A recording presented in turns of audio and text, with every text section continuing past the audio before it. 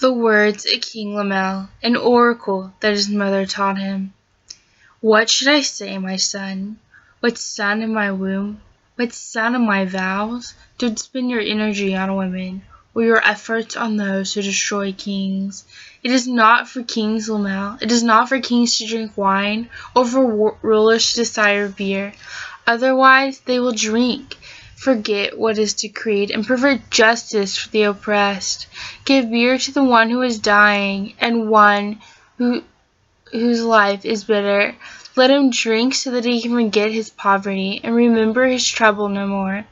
Speak up for those who have no voice, for the justice of all who are disopposed. Speak up, judge righteously, and defend the cause of the oppressed and needy. Who can find a capable wife? She is far more precious than jewels. The heart of her husband trusts in her, and he will not lack anything good. She rewards him with good, not evil, all the days of her life. She selects wool and flax and works with willing hands. She is like merchant ships, bringing her food from far away. She arises while it is still night, and provides food for her household and proportions for her female servants. She evaluates a field and buys it. She plants a vineyard with her earnings. She draws on her strength and reveals that her arms are strong. She sees that her profits are good, and her lamp never goes out at night. She extends her hands to her spinning staff, and her hands hold the spindle. Her hands reach out to the poor, and she extends her hand to the needy. She is not afraid for the household when it snows, for all her houseboat are doubly clothed. She makes her own bed coverings. Her clothing is fine linen and purple. Her husband is known at the city gates, where he sits among the elders of the land. She makes and sells linen garments. She delivers belts to the merchants. Strength and honor are her clothing, and she can laugh at the time to come. She opens her mouth in wisdom, and loving instruction is on her tongue. She watches over the activities of her household, and is never idle. Her sons rise up and call her blessed. Her husband also praises her. Many women are capable, but you surpass them all. Charm is deceptive, and beauty is fleeting, but a woman who fears the Lord will be praised. Give her the reward of her labor, and let her warriors praise her at the city gates. That passage is used so much to depict what a wife should be. But it's so much more than that. It's what a woman should be. So I'm Southern. In the South here, so many times there's kind of just this culture of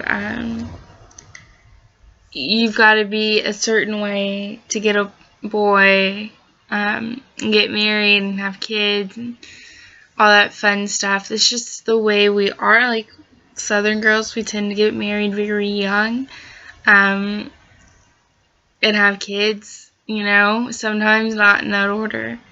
And we start in high school and junior high, and it's not that our moms are like, oh, we gotta marry them off. It's just the culture, and there's nothing really wrong with it. I know plenty of couples who are already married, and they're doing great. Godly people, for the most part. So I'm not here to judge, but being single, not even having a boyfriend at my age, is kind of unusual down here in the South. And sometimes I get a little frustrated with the whole thing, because I want to be in a relationship and I want to be married, and I don't have that. And so I get really frustrated, and I put my identity in like what I don't have. And I instead of like seeking God, like I seek nail polish and makeup and hair and I love lipstick and shoes and clothing. The way I look, my vanity it just comes out. And saying the right things, reading the right things, watching the right things, all of that, like being the funniest, being the most helpful, and being the best at it, and the thing is, like, if I was really serving God, and if I was really wanting to be pursued, the only one that matters is God pursuing me, and everything else will follow. I should exhibit the signs of that Proverbs 31 woman. I should be getting up early. I should be serving people. I should be selfless. I should have that servant's heart, and I should have my identity in God. I should be praising the Lord at all times, because I know the most attractive thing I think I've ever seen is a man. He was crying, he was weeping on his knees, praising God.